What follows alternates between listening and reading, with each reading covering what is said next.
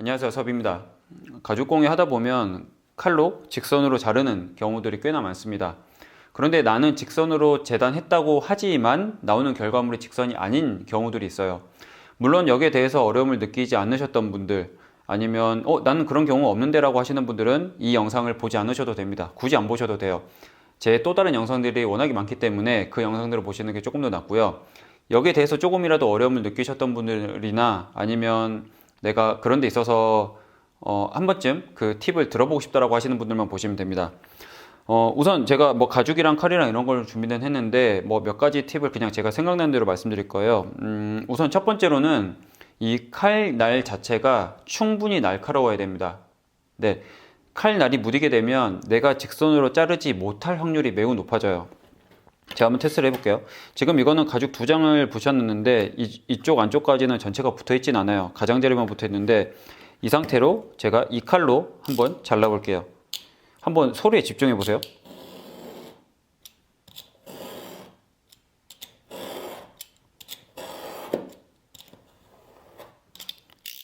네, 이게 첫 번째고, 그 다음에 제가 이 칼로 한번 해볼게요.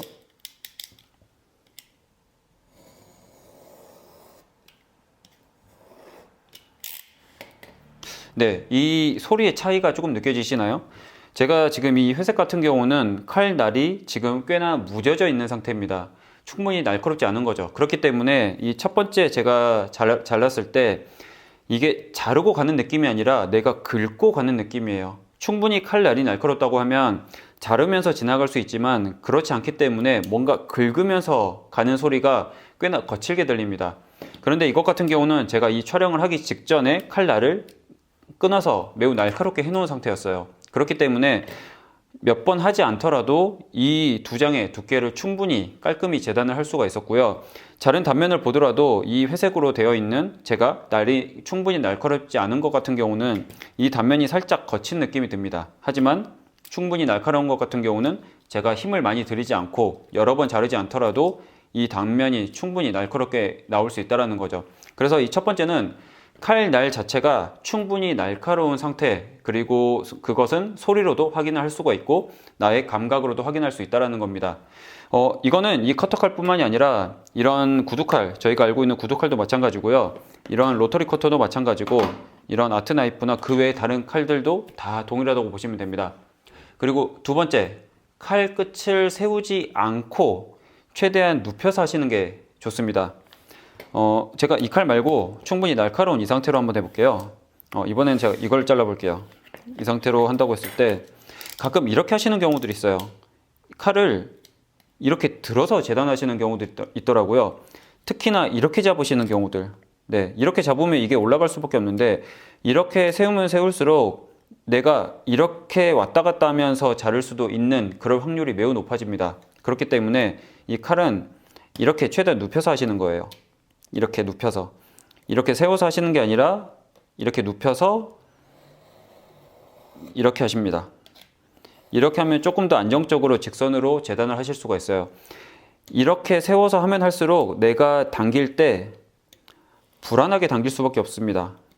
이렇게 세워서 하시면 생각보다 불안하지 않게 당기실 수가 있어요. 이 차이가 느껴지시나요? 세워서 가는 거랑 이렇게 눕혀서 가는 거. 이것도 마찬가지예요. 이런 아트 나이프도 마찬가지고요.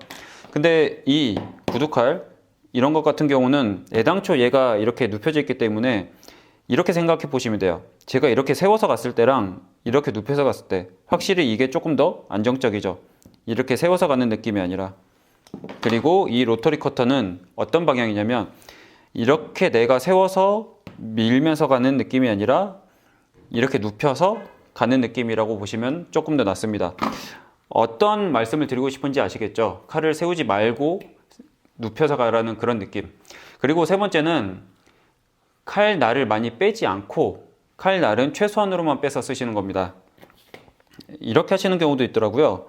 이 칼을 이렇게 빼서 쓰시는 경우들이 있어요. 네, 이렇게 빼면 생각보다 정말 불안합니다. 네, 이렇게 불안해요. 내가 자른다고 했을 때 얘가 불안해요. 내가 힘을 줄 때마다. 보이시죠?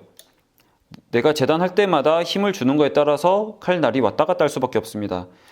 내가 불안하다라는 것은 내가 직선으로 자르지 못할 확률이 높아진다는 소리예요. 그렇기 때문에 칼날을 이렇게 넣어서 이 쇠가 있는 이유가 이 칼날을 잡아주기 위한 거잖아요. 넣은 상태로 하시면 내가 힘을 주더라도 이 칼날이 이렇게 휘청휘청 되지 않습니다. 네, 이런 커터칼이나 이런 것들은 칼날을 많이 빼지 않고 쓰시는 겁니다. 끝에 최소한으로만 빼시는 게 좋아요. 그리고 조금 긴 것을 제가 한번 이렇게 준비를 해볼게요. 자, 네 번째입니다. 왼손에 대한 이야기입니다. 물론 저는 이제 오른손으로 칼을 당기기 때문에 왼손에 대한 이야기인데, 이 왼손 같은 경우는 이 차이점을 한번 보시는 게 좋을 것 같아요. 자, 첫 번째는 이게 첫 번째고요. 두 번째는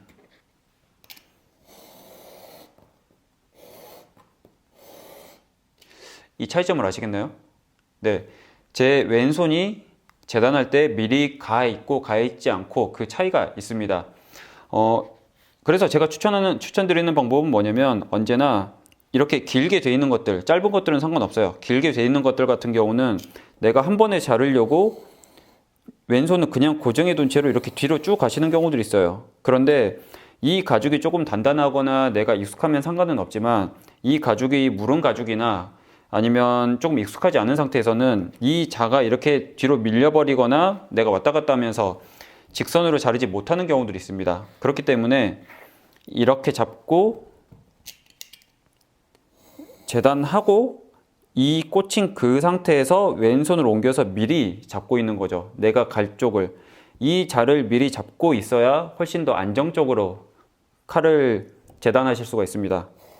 가고 이런 식으로 하셔야 돼요.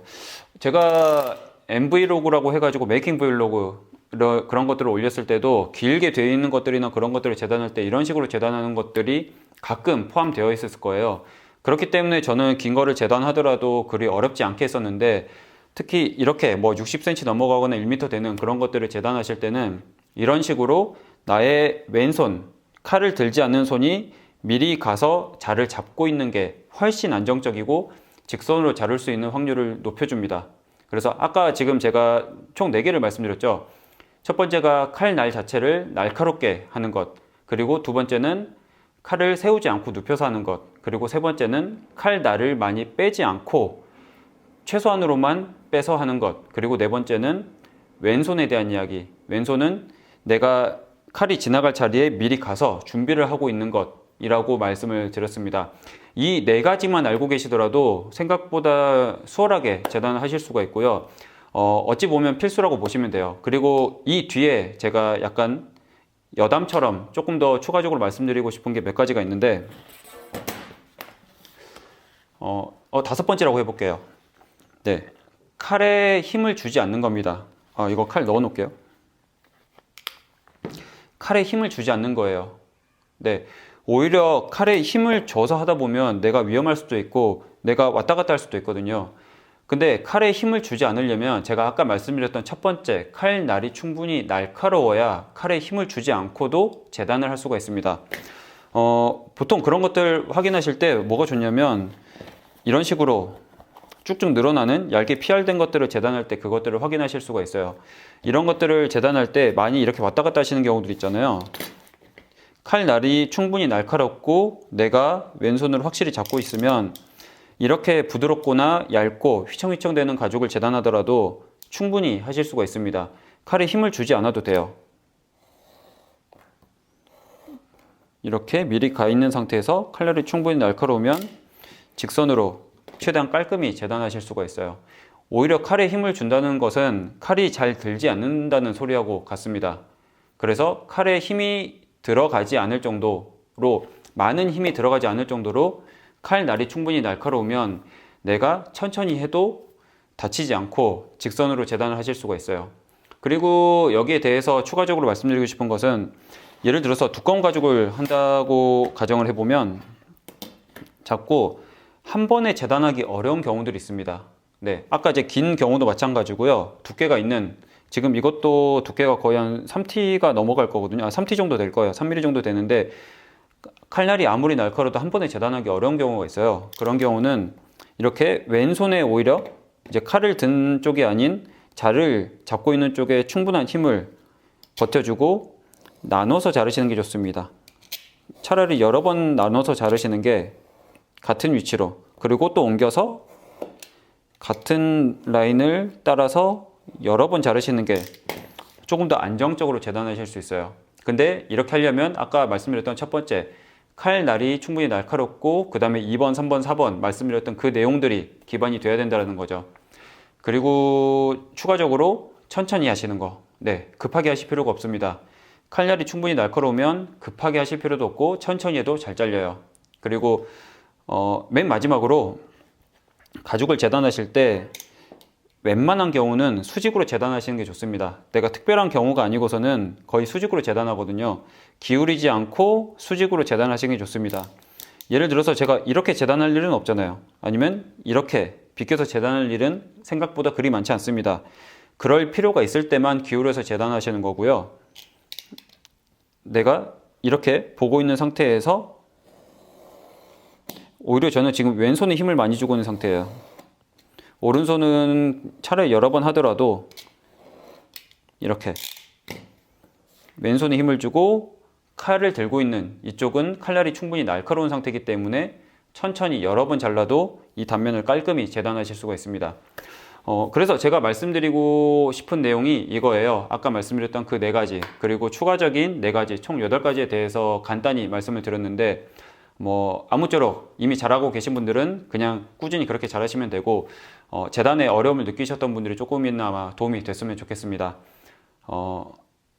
다치지 마시고, 네, 좀 이렇게 엉망으로 나오더라도 다치지 않으면 됩니다. 네, 다치지 마시고, 네, 저 오늘 그 칼 말고 다른 걸 살짝 배웠는데, 네, 다치지 않고 가죽공예 재밌게 즐기시면 좋을 것 같아요.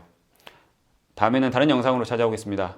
혹시나 또 다른 팁이나 공유할 만한 내용이 있으면 댓글로 달아주시면 감사하겠습니다. 감사합니다.